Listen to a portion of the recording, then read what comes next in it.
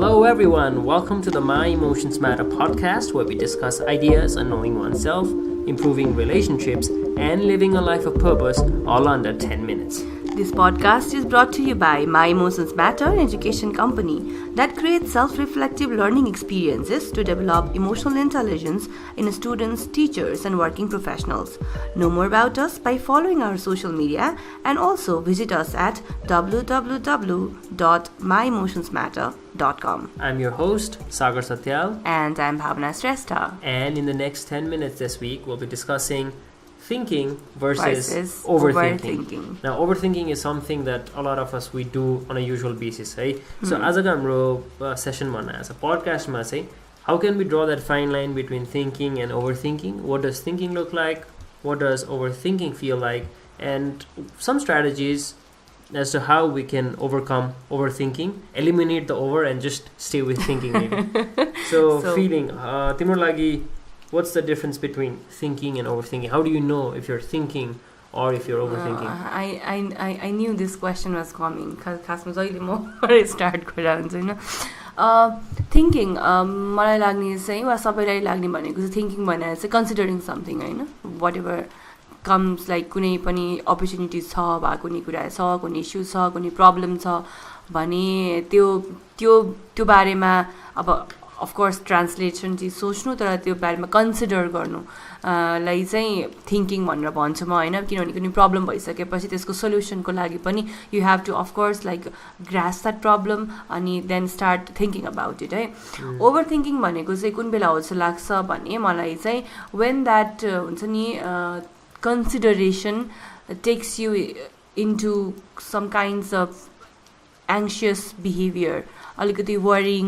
अनि प्रब्लम्सहरू देखिन थाल्ने आफैमा हुन्छ नि त्यो बडीली सेन्सेसन्सहरू पनि अलिकति एङ्जाइटीतिर जाने खालको अनि plus you miss like things आफ्नो गर्नुपर्ने काम जुन प्रब्लम सोच्न बसेको त्यो भन्दा पनि सोल्युसन निकाल्नु भन्दा पनि अरूतिर जानु भड्किनुलाई चाहिँ ओभर थिङ्किङ हो जस्तो लाग्छ मलाई चाहिँ तिमीलाई कस्तो लाग्छ Yeah, thinking is more to do with trying to find solutions, right? I think the fine line is where आफ्नो कन्ट्रोलमा भएको कुरा बारेमा सोच्नु for me would be thinking तर आफ्नो सर्कल अफ इन्फ्लुएन्स भन्दा बाहिर भएको कुरामा राउन्ड एन्ड राउन्ड जान थाल्यो भने चाहिँ I think that's over thinking also मलाई लाग्ने ओभर थिङ्किङमा क्यारेक्टराइज हुने कुरा भनेको चाहिँ एउटा चाहिँ रुमिनेसन विच इज पास्टमा भएको कुरालाई प्ले गरे गर्ने आफ्नो हेडमा and making multiple interpretations of that which is not helpful is harmful अनि अर्को चाहिँ वरिङ त्यो चाहिँ फ्युचरमा के हुनसक्छ भनेर प्रेडिक्ट गर्न थाल्ने and mostly skew towards negative छ भने चाहिँ ओभर थिङ्किङ हो जस्तो लाग्छ या सो इजिली एकदमै इजी टर्म्समा भन्नुपर्दाखेरि त हामी लास्ट हाम्रो एपिसोड्सहरूमा पनि कुरा गरिसकेको माइन्डफुलनेसको कुरा होइन सो समथिङ एकदमै माइन्डफुल भएर अहिलेको मोमेन्टमा बसेर केही कुरा सोचिरहेछ भने चाहिँ थिङ्किङ भयो बट वेन त्यो माइन्डफुलनेसलाई चाहिँ अलिकति अफेक्ट हुने गरिकन when you start doing those things that affects your present momentको pleasure present momentमा हुने जुन हुन्छ नि आफू बस्ने कुरालाई चाहिँ पास्ट वा फ्युचरमा गएर वरिङ दिन्छ भने चाहिँ then that is call overthinking भनेर पनि लिन सकिन्छ जस्तो लाग्यो तिम्रो डेफिनेसन सुनेर चाहिँ डेफिनेटली जस्तो मेरो पर्सनल केसमा चाहिँ I know I am overthinking if त्यही सेम कुरा रिप्ले भएको भइ छ मेरो माइन्डमा चाहिँ I catch myself just ruminating or worrying about the past or the future मलाई रियलाइज ठ्याक्क हुन्छ कि म त यही कुरामा घुमाइछु I'm not being able to let go of this भन्ने फिलिङ चाहिँ आउँछ किनभने म त्यसमै अट्याच हुन थालेँ भने प्रब्लली प्रब्लम सल्भिङ पनि will be difficult because I am so attached to whatever I have been going through होइन सो त्यो एउटा अलिकति स्पेस क्रिएट गरेर to detach from the kind of thoughts or feelings that are not giving me the pleasure or joy that I would like. They detach नगरेसम्म चाहिँ I don't think we can go into problem solving. So overthinking को त्यो लूपबाट निस्किनको लागि चाहिँ that's how I figure it out. तिम्रो personal examples how do you try to think rather than overthink? के एउटा problem छ भने के छ तिम्रो अप्रोच? मेरो चाहिँ आई नोटिस माई बडीली सेन्सेसन्स एकदमै इजिली चाहिँ मलाई थाहा हुने भनेको मेरो बडीली सेन्सेसन्सबाट चाहिँ हुन्छ। मलाई चाहिँ कस्तो हुन्छ भने म सोची मात्रै हेर्दाखेरि चाहिँ मेरो दिमागमै एकदमै इस्युजहरू कुन प्रब्लम छ भने त्यो आइरहेको हुन्छ and then I start trying to figure out things कसलाई के गर्न मिल्छ कसलाई भन्न मिल्छ के गर्न मिल्छ होला यसको सोल्युसन कसरी आउँछ होला सोचिरहेको हुन्छ। त्यो सोचुन्जेलसम्म चाहिँ मलाई त्यस्तो केही पनि फिल हुँदैन क्या। आइएम नर्मल एकदमै नर्मल जस्तो म अरू सेन्सेसमा हुन्छु त्यस्तै नर्मल मेरो डे त्यस्तै हुन्छ। तर when I start over thinking अनि मलाई चाहिँ कस्तो हुन्छ भने त्यही कुरामै मेरो चाहिँ यो हुन्छ नि यो हार्टकोदेखि छेउको साइड यो लेफ्टपट्टि चाहिँ एकदमै मेरो मुटु हुने होइन अनि त्यो हुन्छ नि कहाँ भित्र पोली जस्तो खालको फिलिङ क्या। एन्ड देन माई लेफ्ट यो पार्ट चाहिँ कस्तो हेभी भयो जस्तो फिल हुन्छ कि मलाई अरू पार्ट भन्दा पनि लेफ्ट पार्ट एकदमै हेभी भएको फिल हुन्छ। एन्ड द्याट डजन्ट मिन एकदमै सिभियर होइन तर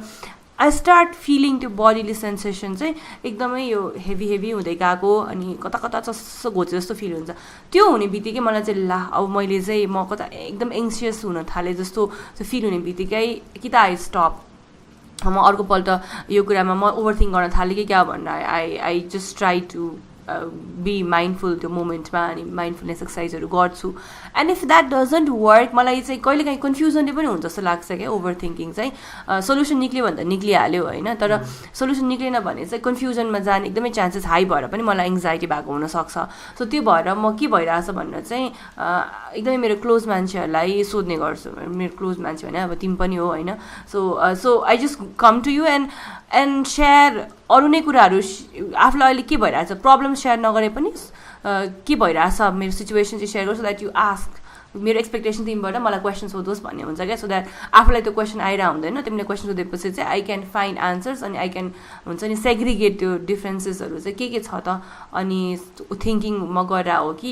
यस्तो रहेछ यो कुरामा चाहिँ मैले ओभर थिङ्क गरेर रहेछु भन्ने कुरा त्यसरी चाहिँ थाहा हुन्छ मलाई। ओके मैले अग्री गर्नुपर्ने तिम्रोमा चाहिँ yes I also notice sensations in my body. मैले चाहिँ यो अलिक बडी नै यसलाई त्यो चाहिने भन्दा बडी थिङ्क गरेर हो कि भन्ने चाहिँ त्यो फिलिङ चाहिँ because it doesn't give me a good feeling and then that's when I know ki I need to take a step back and reassess the whole situation bhanne cha. And yes, also talking to somebody that I trust so that when they ask questions that allow me to segregate whether those things are under my control or not right. Yhi lines ma chai questions soddakeri sadai koi manche nahuna sakcha afulai questions sodnalai. So we'd like to introduce our listeners to this tool called The Work. है यसको नाम चाहिँ The Work and this was developed by Brian Keaty. उहाँले यो develop गर्नुको motive के थियो नि what she says is whenever she believed her thoughts that gave her a lot of suffering जुन हुन्छ नि नेगेटिभ थिङ्किङ गर्दैन धेरै सफरिङ हुन्छ नि होइन but then she realized कि we're not just our thoughts. कहिलेकाहीँ हामीले आफूलाई थट्सबाट त्यही त्यो डिस्टिङ्ग्विस गर्ने भनेको त्यही त हो नि त थिङ्किङ र ओभर थिङ्किङबाट होइन. So what can we do भन्दाखेरि चाहिँ द वर्क यो चाहिँ you can search it on Google as well यसको आफ्नो वेबसाइट छ टुल्सहरू पनि छ होइन. तर ब्रिफली इन्ट्रोड्युस गर्नु पर्दाखेरि चाहिँ there are 4 questions step wise हामी अगाडि जानुपर्छ and then we will try to figure out if we are thinking or overthinking and if there is something that can be done about it है त. So the first question is एउटा हामी एउटा example लिउँ है त. So feeling let's take an example of overthinking के भइरहेको हुनसक्छ. लास्ट एपिसोड हामीले त्यो जेलसी गराएको थियौँ होइन अनि एनबीमा गराएको थियौँ मेबी रिलेसनसिपको कुराले नै आउँदा ठिक हुन्छ होला. ओके मेरो लागि थिङ्किङ चाहिँ आई एम थिङ्किङ कि मेरो boyfriend is cheating on you होइन. So the first point would be is it true. अब यसलाई यस अर नोमा आन्सर गर्नु पर्यो. Okay, so if it's no, then there's no point on thinking about it. Right. But if it's yes, okay, yes, my boyfriend, example, like my boyfriend is sitting on me. So then the next question for you would be, can you absolutely know that it's true? Yes or no? Absolutely say yes. If I go and talk to my boyfriend, then I can find out cheating गरा हो कि होइन. If त्यति healthy relationship छ भने त होइन मैले सोध्नुपर्छ गएर यो पोइन्टसम्म आफै बसेर सोचिरहेको थिएँ हुनसक्छ. Yes I need to go and talk हुन्छ. तर त्यसपछिको चाहिँ is how do you react what happens when you believe that thought. अहिले चाहिँ तिमी गएर कुरा गरिसकेको छैन बोयफ्रेन्डसँग होइन तिमीले के भन्यो भर्खर you think your boyfriend is cheating on you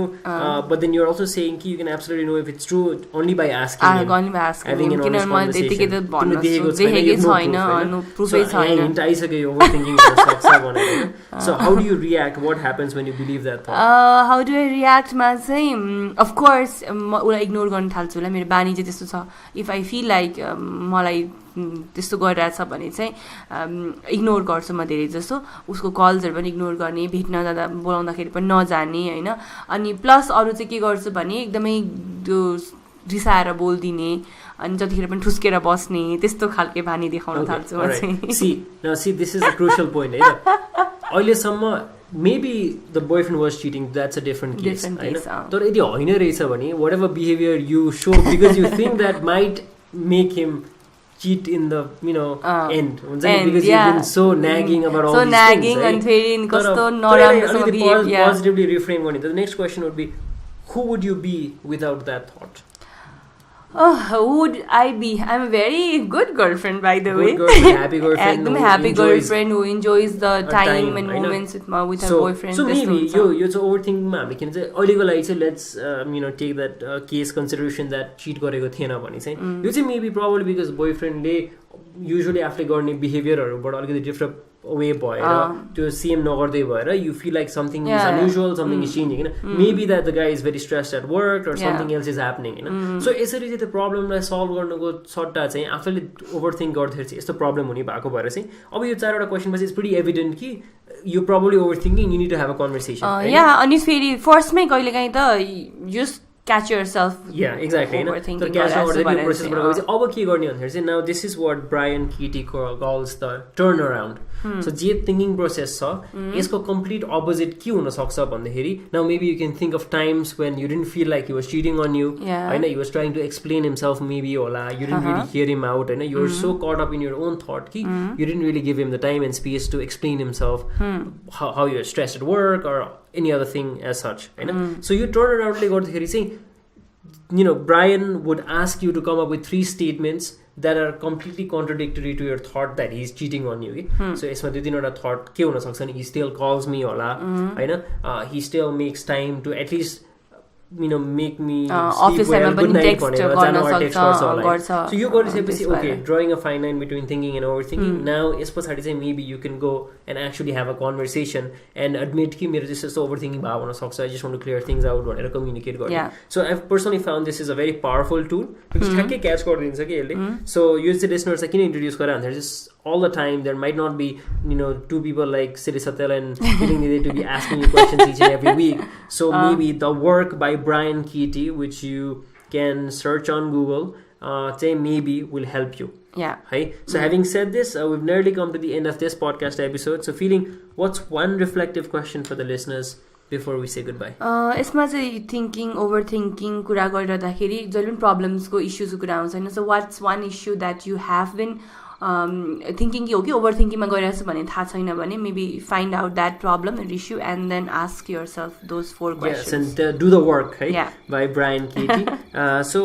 okay listeners we hope you will have a reflective time ahead and you can convert your overthinking into thinking do let us know how that works out for you and we'll be back again next Tuesday at 8 p.m. and until then